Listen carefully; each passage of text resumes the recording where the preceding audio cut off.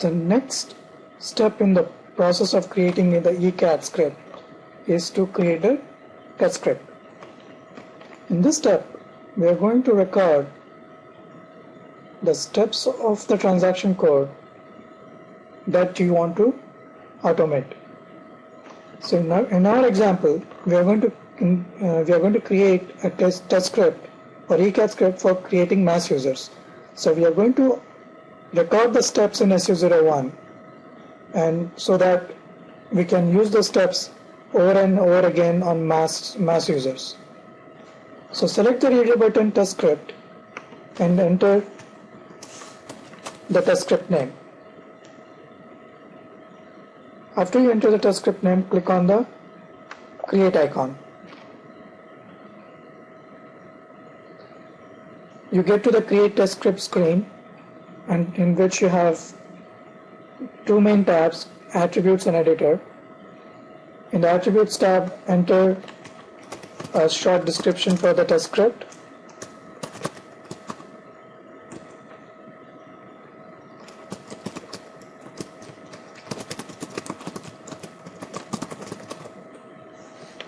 Enter a component name, enter the system data container and the target system in which you would like to execute this ECATT.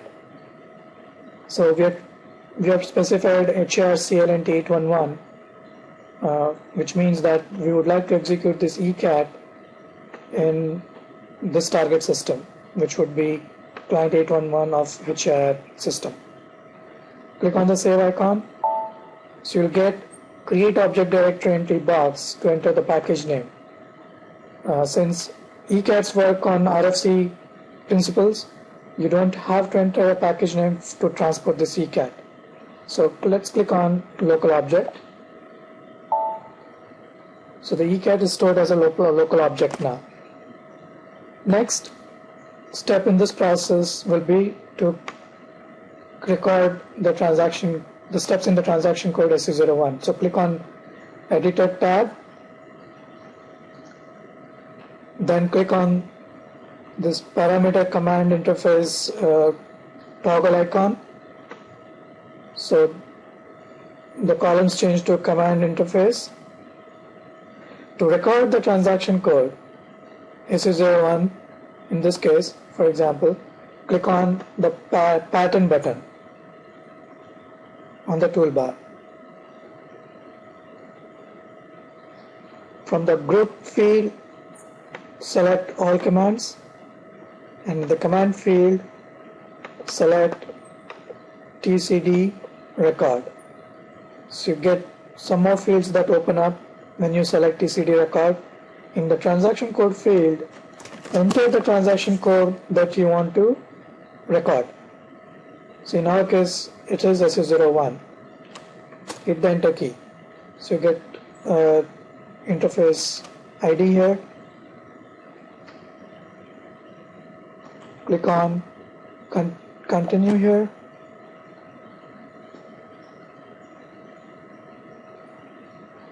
Now the recording of the transaction is the steps in SU01 begin. So you get to the SU01 initial screen. Now you follow the steps that you would follow while creating a user ID. So while creating a user ID, the first thing that you would do is enter a user ID. So let's enter a user ID here, say cat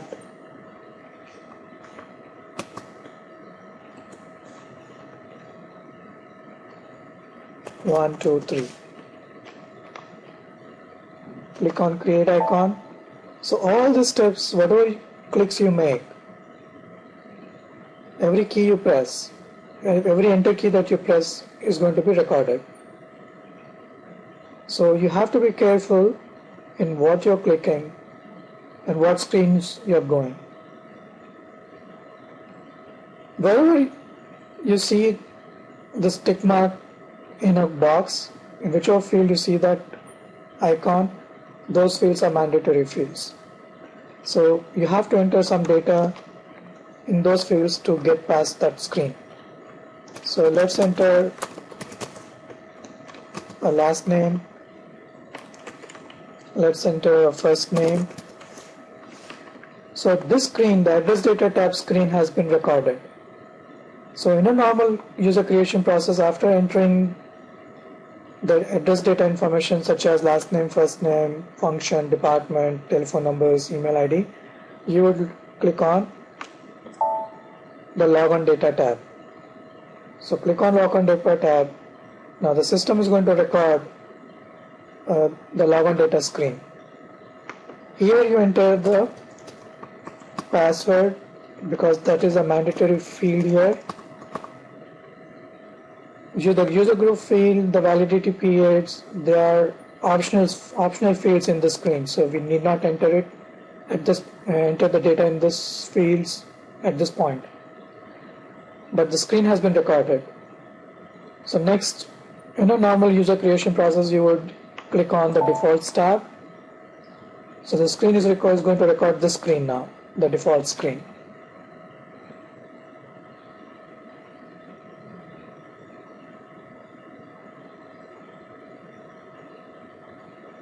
Here, go and change the decimal notation. Let's say we change the date format and do the checkboxes. Select those checkboxes if you want to. And then, in a normal user creation process, you would then click on the roles tab. So the roles tab screen is recorded now. Now, this is another difference between a CATT script and an ECATT script. In a CATT script, while recording the transaction code, the steps in the transaction codes, you just have to record the screens. You don't really have to enter the data. For example, if you are creating a CATT for creating mass users, in the roles tab, you need not enter the role names in CATT scripts. But in ECATT scripts, you have to enter the role names if you want to make use of this, if you want to assign roles while creating actual user IDs. If you don't assign roles at this point while recording, you cannot assign roles in the actual process when you execute this ECATT. So let us go and assign a role to this user.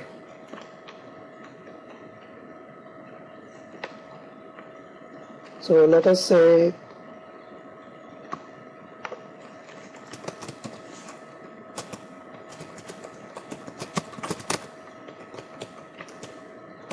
let's enter some role names here. So z:roles, z:RAM role 1, z:RAM role 2, z:RAM role 3.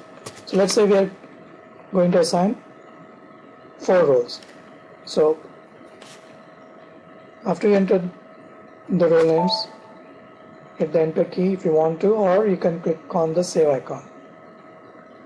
So since you press the enter key, the system is going to record that enter stroke as a screen. So another thing you need to remember in ECATT scripts and CATT scripts is that wherever you have this drop-down fields, you should never use it, because system is not going to like that. Because you use the drop-down fields if you want to search some data for that particular field, and the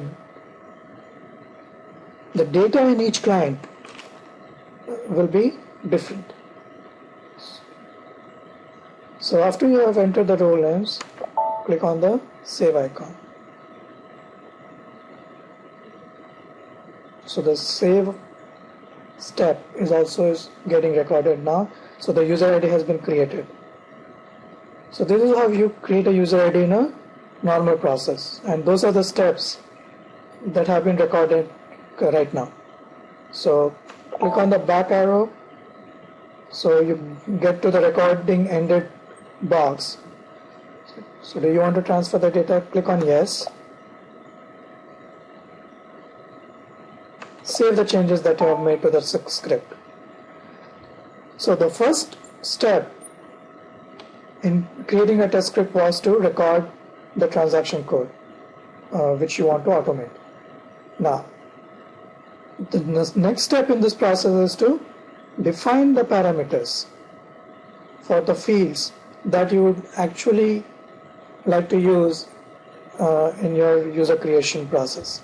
So to create the parameters for the fields, click on command interface value icon.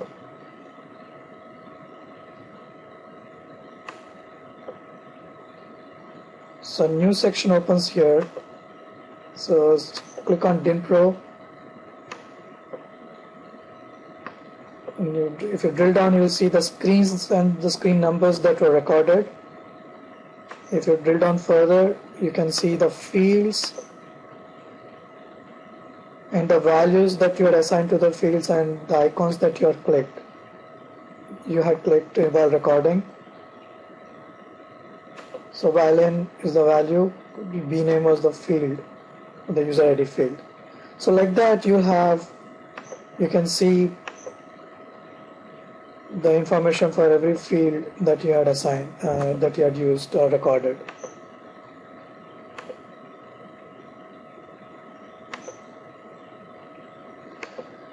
So to create the parameters for the fields, click on the simulator icon.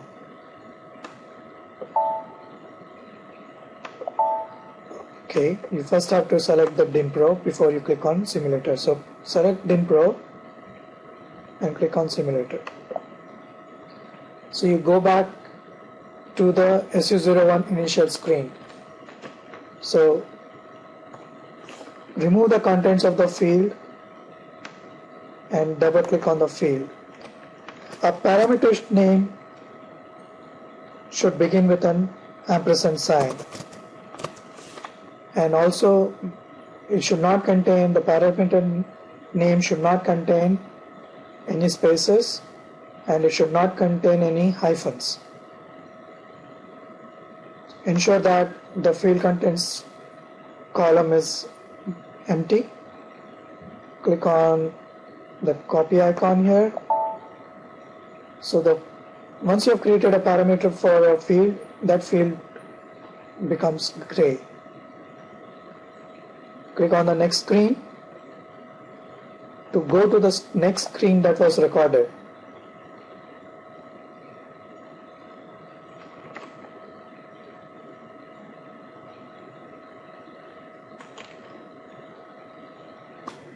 So the next screen that was recorded was the address tab. So you get to the address tab. Here you specify or you create the parameters for the fields that you would like the ECATT to use while creating the actual user IDs. So create a parameter for last name because that's a mandatory field. So remove the contents of the field and double click on it. Say ampersand last name. That field grays out. Remove the contents of the first name and create a parameter. Double click on it to create the parameter for first name. Double click on the function to create a parameter for function field so that you can enter the function while creating the actual user ID. Let's say you want to create a parameter for email ID because you want while creating the actual user ID, you want the email ID to be filled in. You could enter, similarly you can create a parameter for department, telephone number, fax. Now the next screen that was recorded was the log on data tab. But we don't click on the log on data tab. To go to the log on data tab, you have to again click on the next screen icon.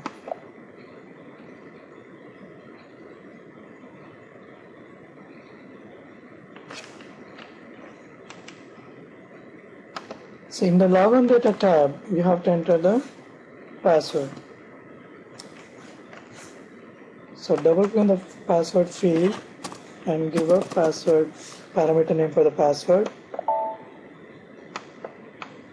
Now you have to repeat the password. So you can either use the same parameter name that you gave for the first field, or you could use a new one. So let's use the same one, so that in our data file that we create, you'll have only one column for the password. If you give two different parameter names, then you'll have two columns in the file. So let's give only one, because those two passwords, the entries are going to be the same. So continue. Don't worry if password fields do not gray out. Now let's assume, in the actual creation process, you would fill up the user group as well as the validity period. So you have to create a parameter for those fields. So double click on the user group field and create a parameter for the user group. Then create a parameter for valid from field.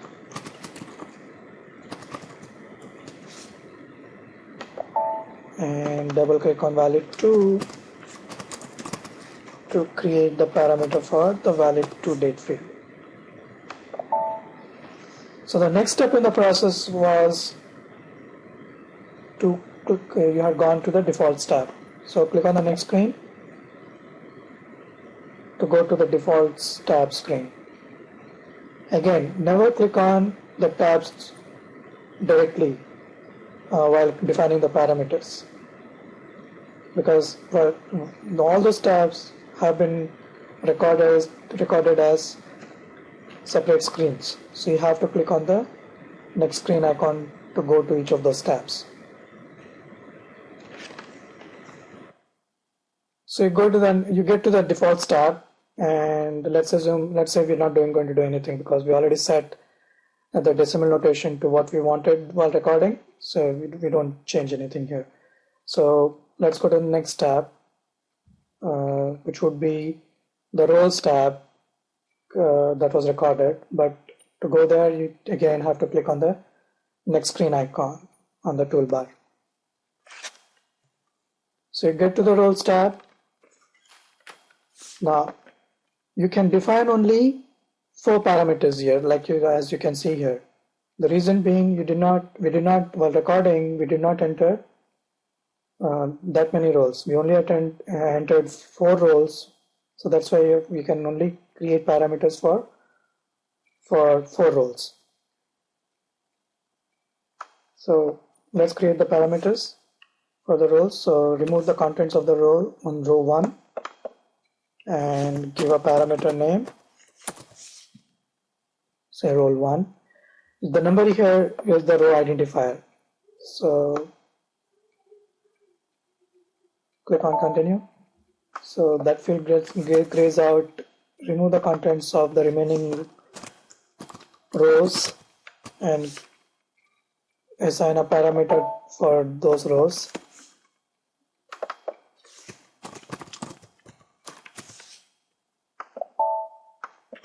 Now what this means is, when you create the actual user IDs using the ECATT, for every user ID you can assign at the maximum of 4 rows using this ECATT. So if you want to assign a 5th role, then you would have to create another ECATT in the change mode. So that's why while recording, before recording, you have to assume for how many rows you want to make the provision for in the ECATT, and you enter that many rows while recording itself, so that you can create that many parameters. So click on the next screen, again. So click on next screen.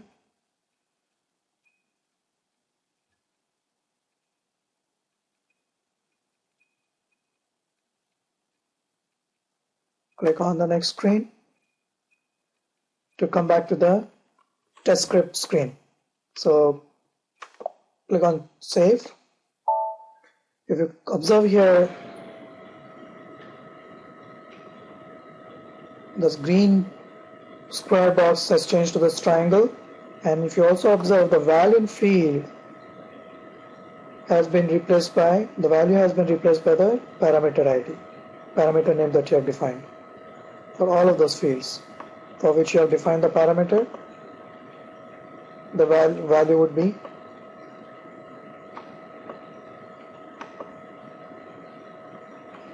okay.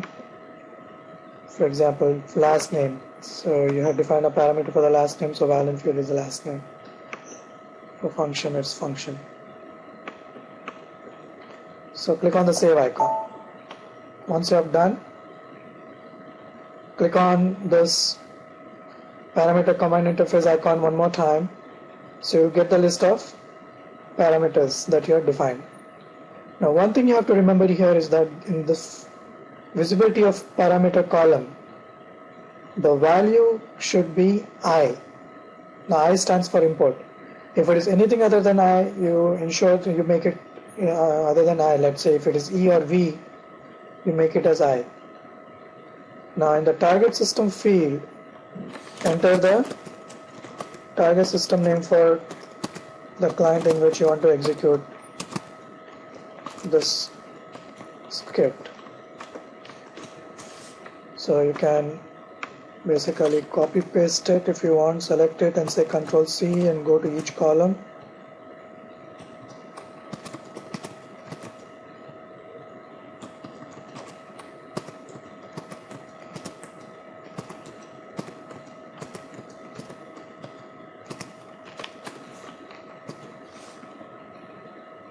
And click on save. Don't hit the enter key, just save. Click on the save icon to save the changes. So you have finished the second step in the ECATT script creation process. So the first step, to recap, the first step was to create the system data container, which will contain the list of systems in which you want to execute the ECATTs. And the second step was to create the test script in which you first recorded the transaction code for the steps for which you want to automate, and then you have defined the parameters for the fields in that transaction code. So the next step in this process, the ECATT creation process, is to create the test data container.